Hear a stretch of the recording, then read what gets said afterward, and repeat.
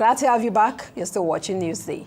Pool player Shehu Bamidele is poised to etch his name in the record books with an ambitious Guinness World Record attempt in 8-ball pool, targeting an unprecedented 120-hour continuous gameplay marathon. The record bid is scheduled for September 2nd to 7th, 2025, with comprehensive preparations now complete.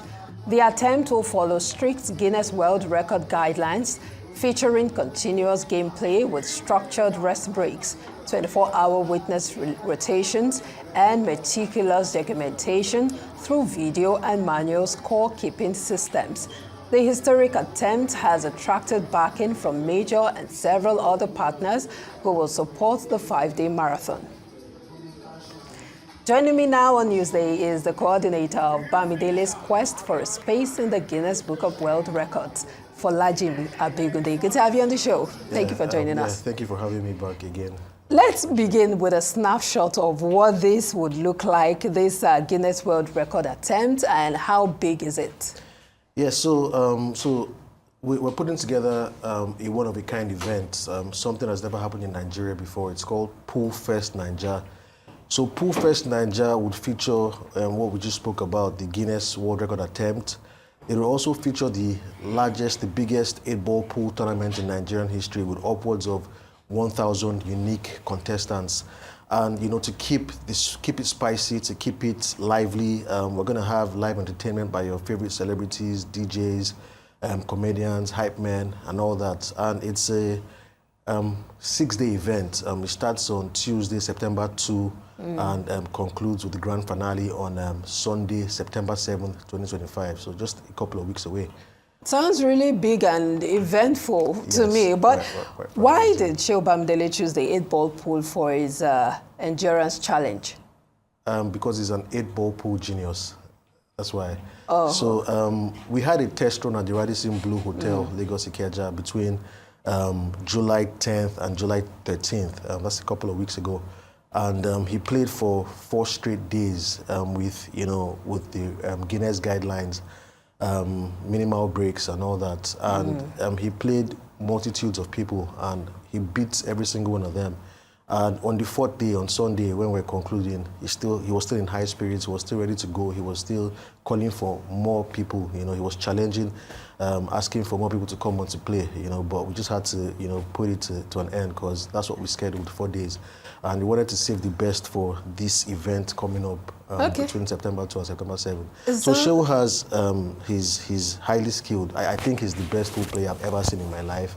He has, based on the test run, he showed he had the tenacity, he had the stamina, he had the willpower, he had the strength of character, and combining those skills, with his skills, those ingredients, that's success right there. So that's why we're going for this. Sounds ready to go to me. But yes, what are some of the rules you're going to be abiding by, and also how prepared is the team physically and mentally, especially for him to sustain these 120 hours of play?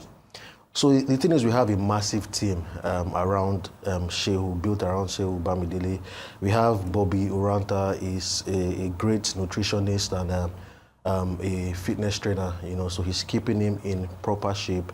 We have, massage therapists that, make sure that he's well taken care of in terms of blood flow, and, making sure he's, in proper shape in terms of his muscles and all that. From the media side, we're doing our best to, make sure that we attract, people to come and see this event, attract sponsors, partners, and all. So we're getting ready. It's work in progress, and, we're looking to put together something that's never happened in Nigeria before. Well, we've seen a lot of Guinness World Record breakers, Kafi, in dance. We've seen Hilda Bassi in cooking. We've also seen several in singing and other, areas of creative art. But what message do you hope to pass with this particular, record-breaking attempt? Okay, so basically, we have a long-term strategic vision, and our vision is to create a meritocracy in the informal sectors, right? So we want people that don't have a formal education to know that they can have a chance in the limelight, right? They can attain fortune and fame with their raw talents, right? So this is what we're trying to engender, and that's what we're trying to make resonate. So Shehu Bamidele is going to break the world record, you know. We're very confident that we've put all the assets and capabilities in place. And when he does, he will be a beacon, a shining light to other people that, you know, don't have a formal education, you know, and they would realize that they have a chance too, you know. They can also do something that's never been done before. That's the goal. Yeah, you've not talked about the rules, because of course if you don't play by the rules, then you're not getting anywhere. Okay, so basically you have in terms of rest, you know, you play for every 1 hour you play, you get a 5-minute break. Okay. And after 24 hours, you get a 30-minute break. So you use that for showers, you know, brushing your teeth and making sure that you're in proper shape, right? And you know, you have to live stream. You have to follow a bunch of guidelines set by Guinness, and all those rules have to be followed. Pretty much. Well, I've just given you the broadest. Okay. rules. You've talked about some sponsors and partners who are working with you. Yes. What role would they actually play, especially in ensuring that Shehu comes home or gets this record-breaking attempt? So they've been supportive. So the Radisson Blue Hotel, Lagos Ikeja, you know, they've been very supportive, you know, especially with the test run. So the test run gave us, you know, a proper picture, like, you know, regarding how, you know, what things we need to put in place, what extra efforts we need to, you know, fine-tune and make sure that we're in proper shape ahead of this event. So they gave us, you know, the space, they gave us, you know, food, Johnny Walker brand, so they gave us financial support. So putting together an event of this scale, something that's never been done in Nigeria before, consumes, you know, a high degree of resources. So our sponsors came through for us big in terms of, you know, financial sponsorship, and you know, and we're still out there, we're still in the market for, you know, people that might choose to be part of such a groundbreaking event. I know social media is one place you want to take advantage of, especially when it comes to things like that. Because if people don't see what you're doing, then you could as well be, you know, doing it all for yourself. So how do you intend to maximize or leverage on the social media space for publicity? Yeah, so the beautiful thing about it is that, you know, across our social media platforms, we had upwards of 400,000 views, you know, in the course of our test run, and now I think we're approaching about 500,000 views across our social media platforms over a short period of time, less than a month. There's a lot more that can be done, so we're leveraging our social media platforms effectively, you know, but we're doing more, you know, we're trying to, again, that's why we're on Arise TV today with your massive reach, you know, we're hopeful that we'll get, you know, a lot of reach, you know, in terms of people becoming more aware of this event. And I didn't add that the event is going to hold at the Silverbird Galleria on Ahmadu Bello Way, Victoria Island. So September to September 7th. Okay, so what are some of the challenges you faced so far? You know, you talked about the 4-day test run and all of the preparations you've put in place. What are the challenges you've come across? So we are a goal-oriented, goal-getting-oriented organization, and irrespective of what happens, the event is going to take place, and it's going to be a groundbreaking event, something that's never been done before. But in reality, in Nigeria, you know, there are always, you know, hiccups here. You talk to, you know, this sponsor and they make commitments to you, and all of a sudden they renege on their commitments and all that. So it's usually more financial, you know, than others. But, you know, we have other people we're talking to right now that we're confident will come through for us big.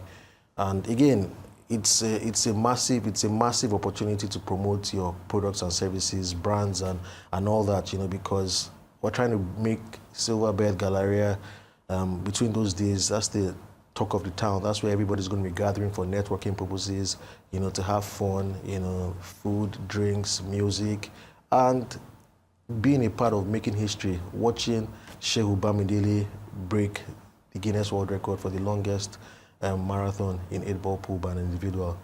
You know, what more can you ask for? It would be beautiful to see, but I'd like to hear your take on how you think Nigerian youths are doing, especially when you look at the Guinness World Records that we've broken so far. Yeah. How do you think we're doing, and do you see us going more into all of these record-breaking attempts and putting our names out there, you know, painting Nigeria in a good light? Yeah, so the first time I came on this show, you know, that was my my gospel about putting Nigeria in the best light possible, both at home and abroad. So we are going to continue to do just that. Again, our goal is to create a meritocracy in Nigeria where talent is rewarded, right? So if you are capable of breaking a world record, you should get the recognition that comes with it.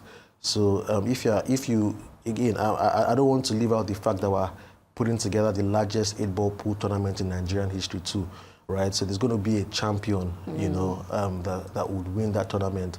And that person too would also, because he's won, you know, several people to get to that position of number 1, right? That person should be rewarded too. So we're trying to create a system in Nigeria where we utilize our human resources, right, and have them compete, right, to find out who the best of the best are in different spheres. So, you know, it could be swimming, it could be ping pong, it could be athletics, it could be the sciences. You know, we're trying to put together stuff like technological solutions that are applicable to Nigeria. You know, have kids from polytechnics or universities come together, robotics, you know, all kinds of things to show the world that we are great people, multi-talented people that can do great things. And indeed, we would be rooting for Shehu Bamidele as he breaks that record, you know, and puts Nigeria again on the world record for great things. Thank you so much for your time. Thank you very much. Bamidele's coordinator of Bamidele's Quest for a Space in the Guinness Book of World Records,